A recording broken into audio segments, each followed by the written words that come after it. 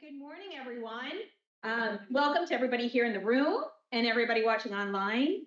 That includes Dr. Ranu Jung, our executive director, who I know wanted to be here in person to welcome you all and also to celebrate International Women's Day with us. Unfortunately, she ran into some travel challenges coming back from University of Pittsburgh, where she was giving a presentation on some of the work that we do. Some of that work is you'll find in our highlights report. Got to make a little plug. It's hot off the press, so make sure you grab one. We have several here, so we'll share those with you. It tells you all about what we're doing here at the Institute. And what do we do? Well, driven by purpose, our mission is to pioneer solutions to wicked problems through convergence research across academic, industry, government, and nonprofit sectors to make a positive societal impact by creating and deploying innovations at scale. Our bold vision is to be the recognized leader in convergence research for societal impact and the preeminent partner in creating and deploying comprehensive, transformative, and scalable innovations that stimulate economic growth and improve health and well-being in Arkansas and beyond. So great connect with our guest speaker today, what she's doing and what her organization is doing. But first, before I introduce her, today is International Women's Day. It's a day that's celebrated in many countries around the world, a day when women are recognized for their achievements without regard to divisions, political affiliations, national, ethnic, linguistic, cultural, economic, or political divisions. And so we're thrilled to sponsor today's presentation with the University of Arkansas Women's Giving Circle. And before I introduce our guest speaker, I want to invite Emily Money to come and say a few words on behalf of the WGC. Thank you. Well, the Women's Giving Circle is so pleased to co-sponsor this event and celebrate International Women's Day. And this is really a team effort with Kelly Knight, Carol Cooper, and we're so pleased to have Carol Adams, one of our executive board members, here today. Our vision is to empower and engage women through philanthropic interests. So we pool our money together. We have awarded over $1.8 million to fund 154 projects. This is our 22nd year to be on campus. We are pleased to celebrate International Women's Day and hear from Angie today. So thank you for having us. It's great when we can have these types of collaborations, especially in these types of moments like International Women's Day. And so, I do want to introduce our speaker today, and I'm delighted to welcome Angie Cooper and to introduce her as our International Women's Day speaker. I've had the pleasure of knowing Angie for, I said at least 15 years, but then when we calculated, it was more like 20. So I know neither of us looks that old, but yes, we've known each other for at least that long. We worked together for many years during our time at Walmart Public Affairs. On that team. And today, Angie serves as Executive Vice President of Heartland Forward, overseeing strategy, public policy, programming, and Heartland Forward's flagship event, the Heartland Summit. In her leadership role, Angie is focused on being a resource for states and communities, turning Heartland Forward's research into action, creating new partnerships, leading on public policy solutions, and serving as a resource for state and local communities across the 20 states in the Heartland region. For more than 16 years, Angie worked in international and domestic public policy and government affairs for Walmart Stores, Inc., most recently as Senior Director of Global Public Policy. In 2023, Angie was awarded by the Benton Institute as the Charles Benton Digital Equity Emerging Leader for her work on the #1 economic issue of our time, providing everyone access to affordable high-speed internet. She was also recognized as a top 100 women of impact in Arkansas. She's a native of Oklahoma and a graduate of Oklahoma State University. I don't know if we have any, OSU fans in here, but she's a proud Oklahoman, but has been in Arkansas for a very long time, doing great work at Heartland Forward. And particularly what she'll talk about today is how she and Heartland Forward are supporting women's economic development, and really eager to hear from you. Let's welcome Angie Cooper.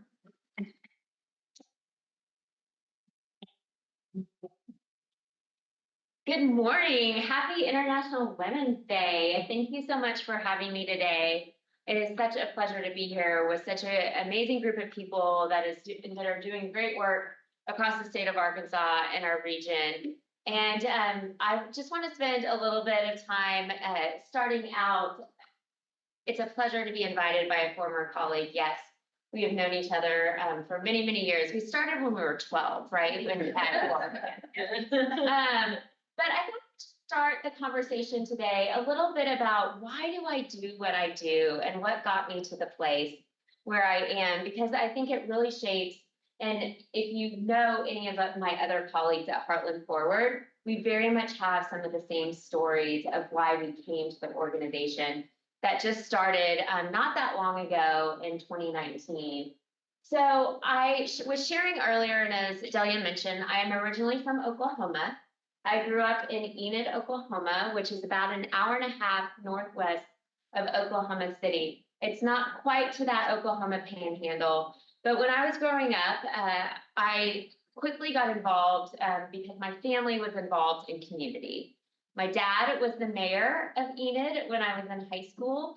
I really wasn't that popular in high school because he set the curfew and all of these things. And I'm like, Dad, you're ruining my life. But some of my fond memories of him being mayor while I was growing up was really the impact you can have at the state and local level. And what I really loved about it too is, and I learned quickly, and we talk a lot about now at Heartland Forward, sometimes we forget our state and local leaders are part-time positions. They don't have massive, like we all probably have more staff than most of our elected officials across the heartland and across the country. And my dad used to always say, you know, Enid was a fairly large community when I was growing up. It was about 80,000. Unfortunately, the population has shrunk a bit, but it was at that time the fourth largest community in the state. And they had great industry, like there's an Air Force base there, oil and gas. Some people call it the wheat capital of the world. So grain was a major industry. But he always said, you know, yes, we want to look to the future. We want to bring Enid along and continue to thrive. But really, as mayor, I'm a water, sewer, and trash guy. You know, those are the things that really matter to the work in each and every community. And quite frankly, you could argue that is the same concept that many mayors probably have, no matter what size of community that they live in. So early on, I was rooted in how do I help make a difference? How do I roll up my sleeves and really help impact communities? I went to Oklahoma State University. I quickly got involved, kind of still in that civic engagement, intern in Washington, D.C. Throughout school, and I always thought I would land in D.C., but I landed in Arkansas, and so I said, okay, right out of school, I just need a job, and I need to hopefully pay my rent and be able to buy some groceries. And so I started with Walmart actually as an hourly position, and I was an assistant buyer to the buyer in the deli department. So if you think we've all probably been in a Walmart store, I can say that because we all live in Arkansas, so it's really hard to miss. But if you think of all the meat and cheese on the aisle, I helped purchase that. I quickly learned that it was a great job to be right out of school and doing that job because I got to sample food all day. So like lunch check was paid for. I didn't have to worry about that. But I also realized that it was really a finance job to be a buyer. And so I was like, I'm quitting. I'm horrible at this job. I'm not into finance. I want to be in government affairs and public affairs. And I had a mentor. And I think when I think about International Women's Day and how important having mentors, and guess what? This was a male mentor that said, don't quit. I agree, you're really, really bad at this job, but this is an amazing company, and I will help introduce you to the government affairs department. So because of that mentor and that sponsor, I was able to move, and I had such an amazing opportunity at Walmart. I had we started, there were what, like 5 of us initially, Delia, that grew to a pretty amazing team. I had the opportunity to live in, I did state and local government affairs for many, many years here in the Heartland region, had the opportunity to live in California. I will tell you, citing a Walmart store in the Bay Area is not like citing a store in Arkansas. So I really learned how to stand in front of a podium and get grilled for about 2 hours with standing room only until 2 a.m. And then Delia, the communications person, would say, "Go talk to the media." And I'm like, "No, I'm running out of this building. I'm done." And then I had a chance to come back to Arkansas and lead Walmart's global public policy team. So when I think about International Women's Day and some of the opportunities that I've had throughout my career, one, lifting up women in the workforce. I was one of those women that had a mentor and started as an hourly position. And really, out of college, I thought my life was over. I'm like, I have failed. I didn't want to tell people. But I have had that experience to really grow in my career and have amazing opportunities working all over the world with Walmart in 28 countries. And I like to say, someone said earlier, how many issues did you cover at Walmart? And I said, I think 150 policy issues, and it was, if the White House had a question about a policy issue, they were probably calling our team. But I had some amazing experiences being in India, which is kind of the pictures in the middle. I got to speak at the Women's International Global Entrepreneurship Summit, and at that time hosted by Modi in India and Ivanka Trump, actually, and then visiting some of small villages in India, really focusing in on how do you support women in the workforce. So it was a factory, a supplier that Walmart worked with, and Walmart went in and invested dollars to not just help educate and train women in the workforce, but they help them with the soft skills. How do you help your family? And it transformed the village. And so I saw early on, sometimes you can do very practical, small things to make massive change. And you can do it in very small places. And it can be a very small place like Oklahoma, or it can be a very small village in India, but you can make change. And I'm a strong believer, if you lift up women, you lift up the economy, and you can really make some really exciting impacts. And then I'll talk a little bit about Heartland Forward. So amazing career, traveled all over the world. I believe you can make the greatest impact at the state and local level.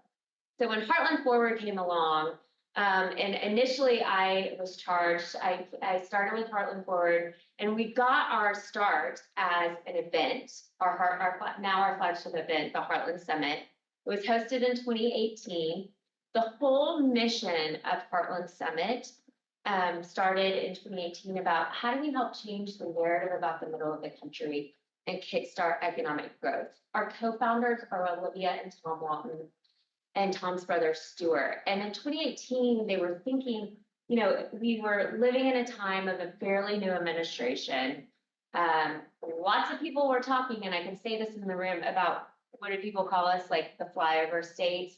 And they said, oh my gosh, there's so many great things, not just happening in Northwest Arkansas, but around the Heartland, and we got to tell our story. So they created the summit with the opportunity to, tagline is meet in the middle. And it's all about how do we help change the narrative about the middle of the country and kickstart economic growth. The summit consists of, right now, it's about 350 people. Think everyone from policymakers, academia, business and industry, and philanthropy, with a strong emphasis of entrepreneurs and investors. And we have amazing stories, and everyone knows this because we live in Northwest Arkansas, and when you bring people here, they're like, oh, I never knew all this was happening.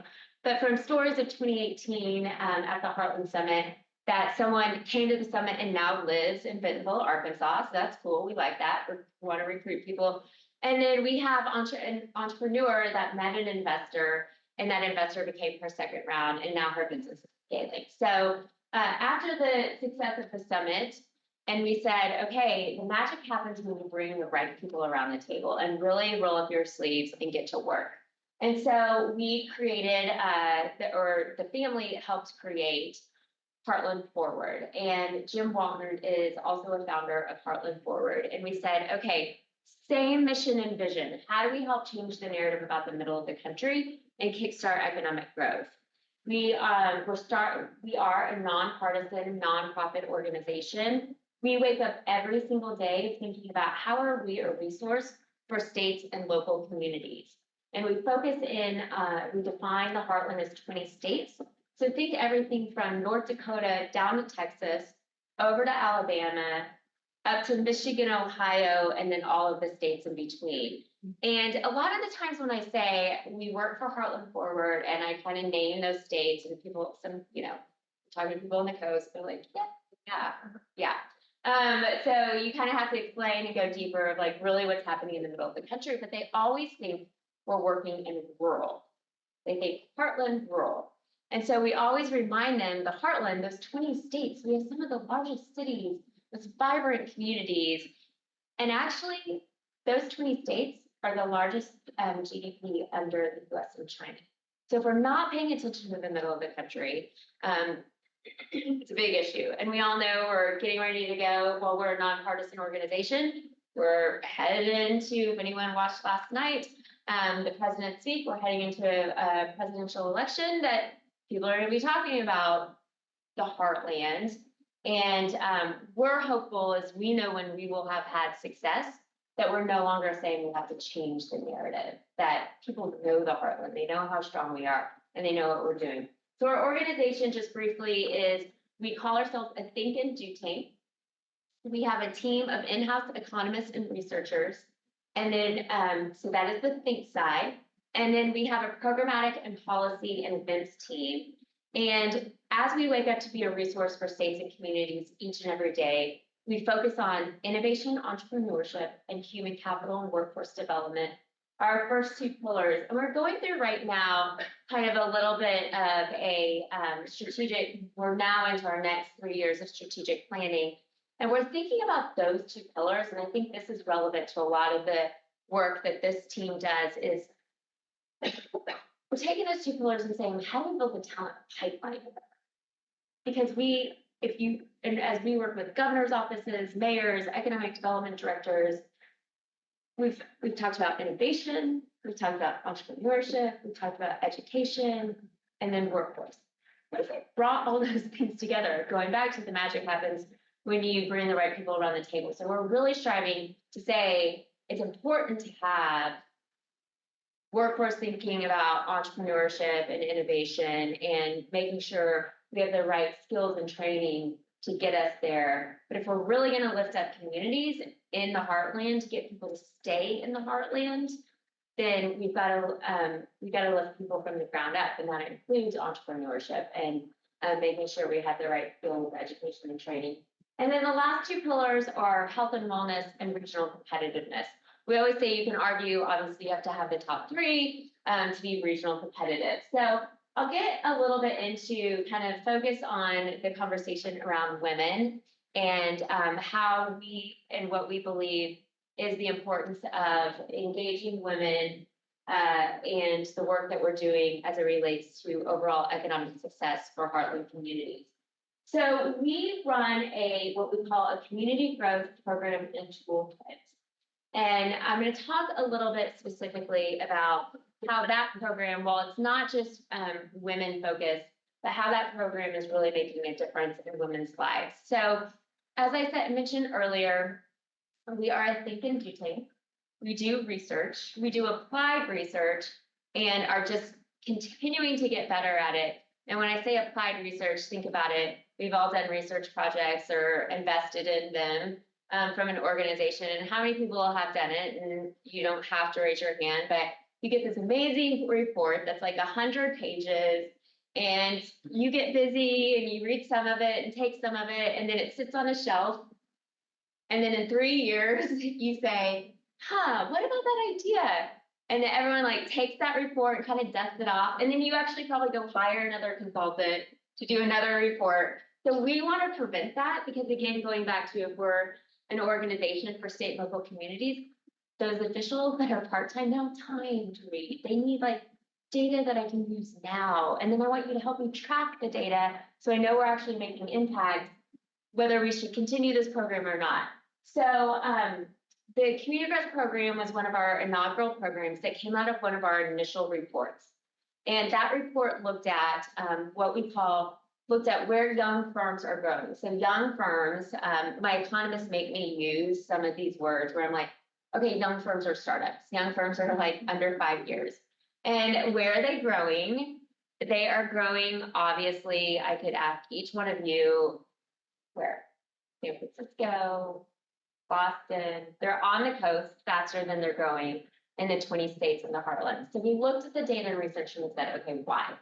Why is this happening? And where can Heartland Forward fill a gap? Because we never want to be a person that goes into a community. It's like, here's some great data, here's all your problems, good luck, you know?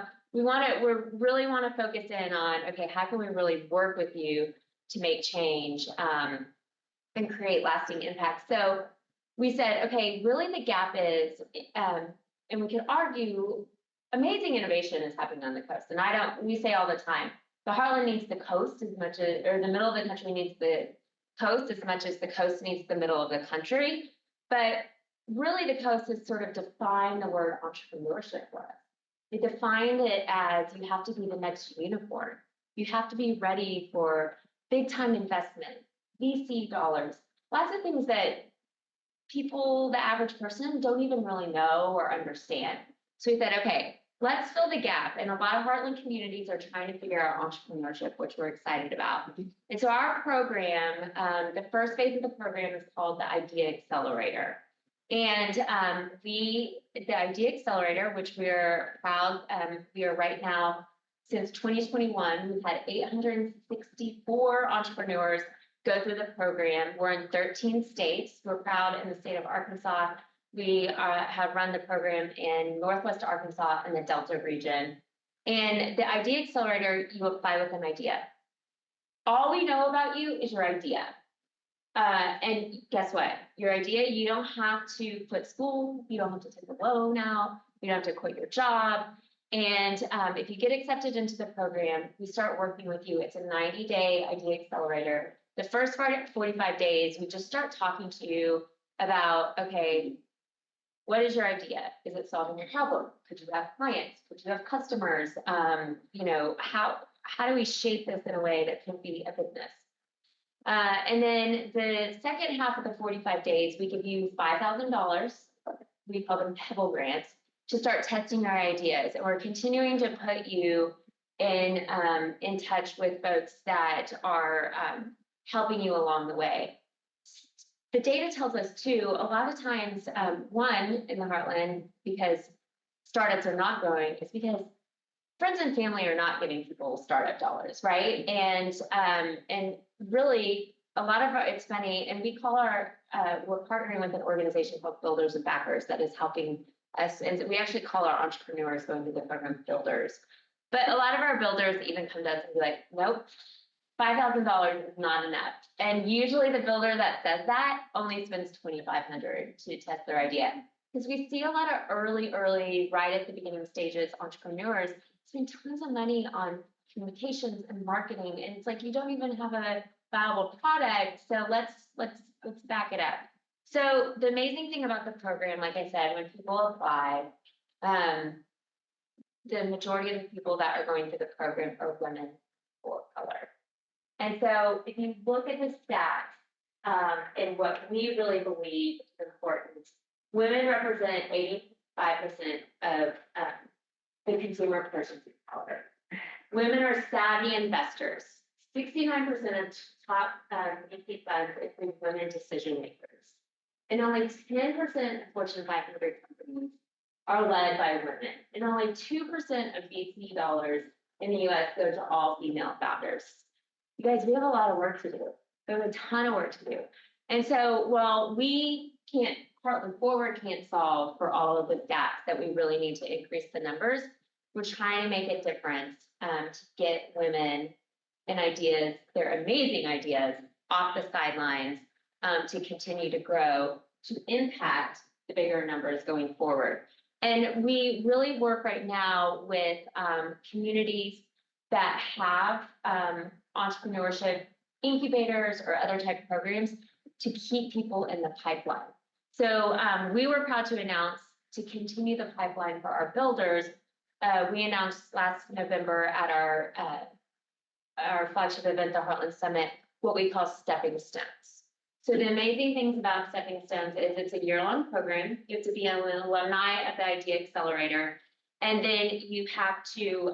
It's a year-long program. You're continuing to be kind of backed by what we call master builders, so that mentorship piece.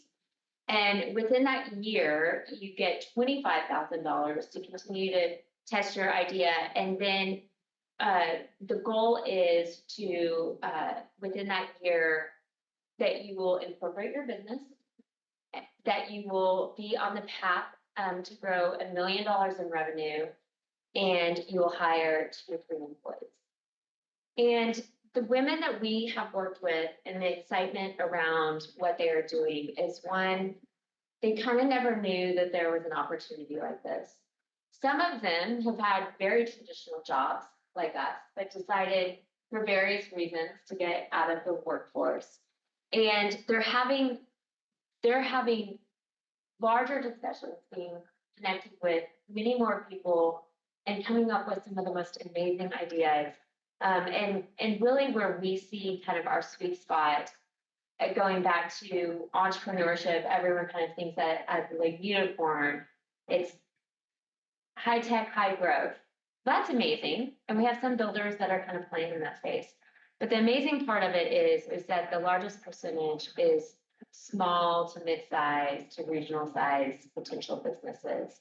And we've had opportunities to work with national funders.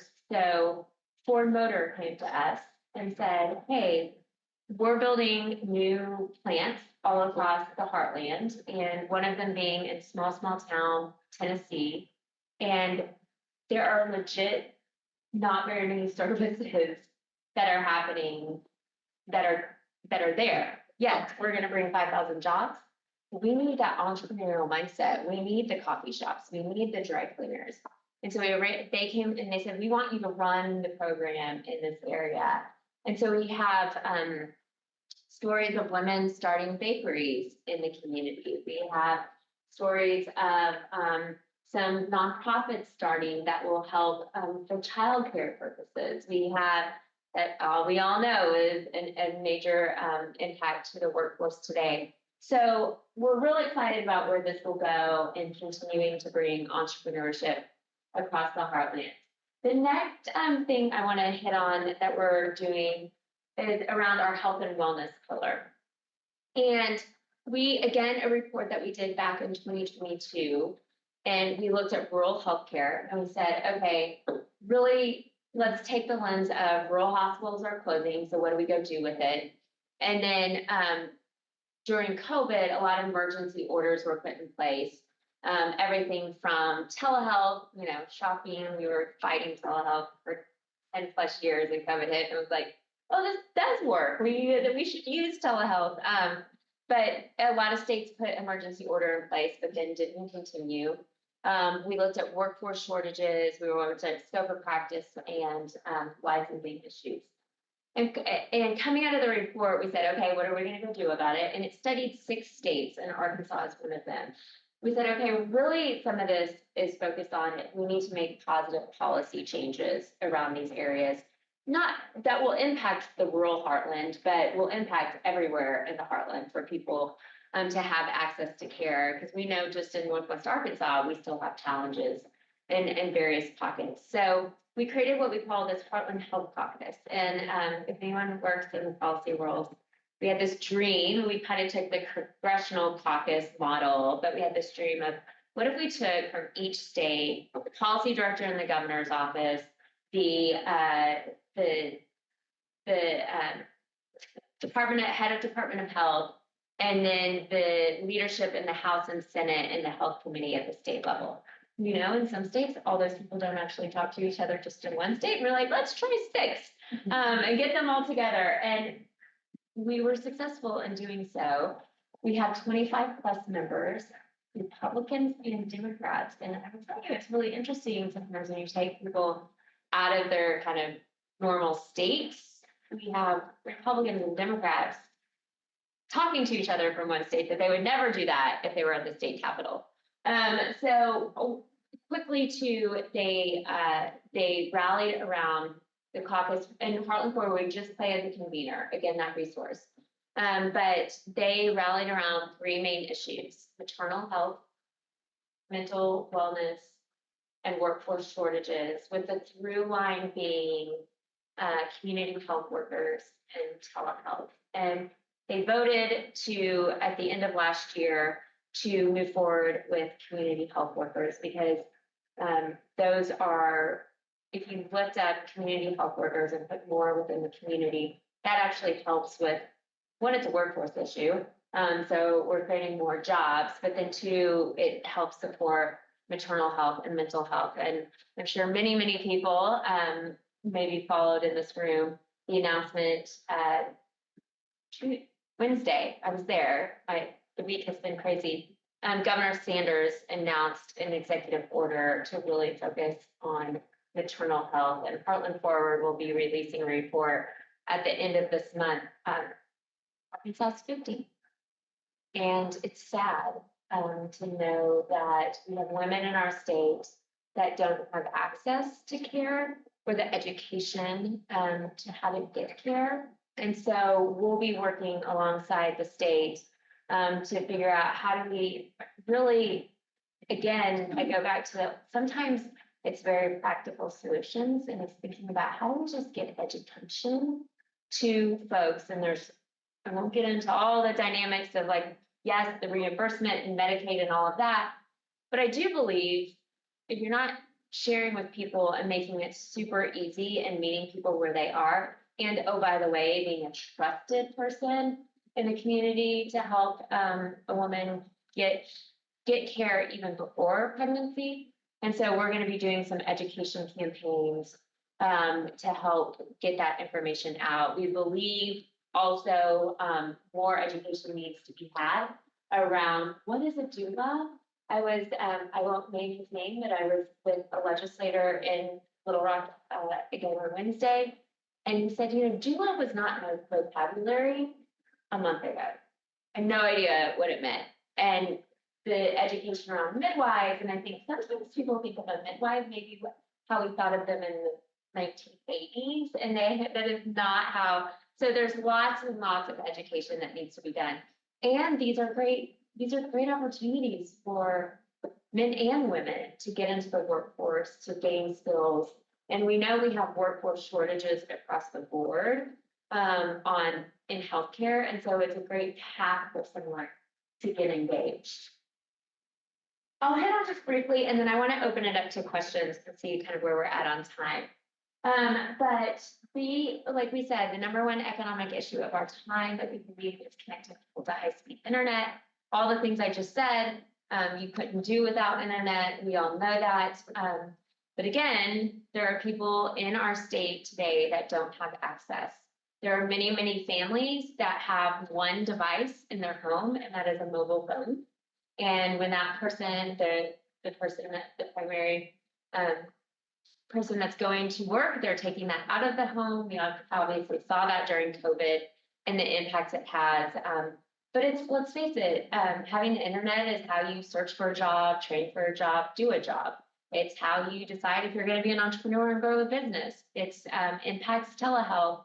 And so we're doing a lot of work, working in multiple states across the Heartland, and specifically here in the state of Arkansas, focusing on the affordability piece, along with the adoptability piece. And I'm just going to throw this out there, not directed directly towards women, but it definitely advances women to have internet. But the opportunity for us to get information to members of Congress. So there's what is called the Affordable Connectivity Program. that came out from the federal government through the FCC, which allows for people that are eligible to get, I said, $30 per service and $100 one-time stipend per device. That's going away. So we've spent all this time trying to get people educated and signed up to ACP, and now Congress is fighting, and we might lose the dollars. So we're, as we speak, writing letters to our members here in Arkansas to say that this must continue, because we can't thrive economically as a nation if we don't have access to the internet. Talk about being left behind. I will also kind of put a plug in, and happy to send around if anyone's interested, some of our reports that we've done. We have looked at childcare and what are the impacts specifically on women in the workforce, and where do changes need to be made. We're going to continue to look at those opportunities, and right now are in the process of thinking not just childcare, but what is, if we're going to focus on maternal health, then what's the next phase? Then it's 0 to 5, and really that early childhood education and where are their opportunities. So if anyone's working in that space, we're just getting started and would love to engage with you. And then secondly, when we talk about workforce, we're going to be engaging in on a skills-based training initiative that is a partner that has run this program in Missouri. They're in 132 schools, but essentially it's working with school districts and putting additional capacity into the schools to, think of it as the advisors or counselors. So they're helping one-on-one with those students that don't know, that might not go to a 4-year degree, but don't know what the path is. We're also then working really closely with the workforce, because again, as I said, sometimes these people just talk in silos. And so we're saying, okay, we're going to train you here in this community. Let's know what the jobs are of the future in this community and actually bring the workforce along to engage in that way. So as I close, as I think and do tank, I challenge everyone I talk to is don't be afraid to ask questions. We champion doors, and if we're one organization, we can't solve it all on our own. So if you're a doer and want to get involved in Heartland Forward, please call us. We'll continue to engage in programs and policy work, and then applied research. Going back to, no one wants to have a 100-page report sitting on their shelf and then dust it off in 3 years. So I'd ask you too, if in your work every single day, if you're grappling with an issue that you're like, oh, I don't get research out there, you might use ChatGPT to go find that information if you're using AI, which is also another whole conversation we can have around making sure the Heartland's not left behind in AI. But if you're not using ChatGPT to search and get data, you can call Heartland Forward. And there's, especially on economic issues around women and how do we lift up our communities, call us. We might have the data, we might be able to pull the data for you, because sometimes it's just a few data points that we need to be able to push your strategic plan forward. So thank you for having me. Thank you for listening to kind of the work that we're doing at Heartland Forward. And I'm happy to answer any questions that anyone has.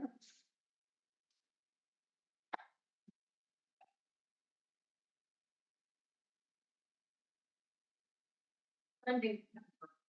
When you were funding the $5,000 civil pebbles. Yeah, that's a great question. We are a public 501c3, so if you're familiar with that, we keep up with the charity support test. So while we're seed funded by members of the Walton family, we are out there actively raising money. And so we have funding from some larger kind of foundations, everyone from Ford Foundation to Future Little Trust to business and industry. So we're fortunate to have funding. I mentioned Ford Motor. No, we're not just on the Ford kick, which feels like that sometimes. Walmart and other companies are supporting us. Smaller philanthropy is supporting us, as well as individuals. That's a good question. And I've never sat on the fundraising side, and it was the hardest thing to do, so. I've got one. Yeah. So I don't know the extent of your 69% of women decision makers for different funds, but if that's the case, what do you feel is the reason that only 2% of that funding is finding its way to women? The question too, for our folks online. Okay, Right yeah. here in the room. Okay, so the question was the stat, and let me go back to, so if, women are savvy investors, at 69% of VC funds include women decision makers. And then the question is, then why did only 2% of VC dollars in the US go to all female founders? Because I think women are trusted to make decisions where maybe money can go, but money is not coming to females as fast as it needs to be coming to. So that is a gap that we need to fill, and in figuring out, and I would argue being in the corporate world too, like you kind of see women get to a certain point because we're the doers and we are driving, but then they don't get to the C-suite as fast as maybe are others. And so I think you could compare those two stats together. That help? Okay.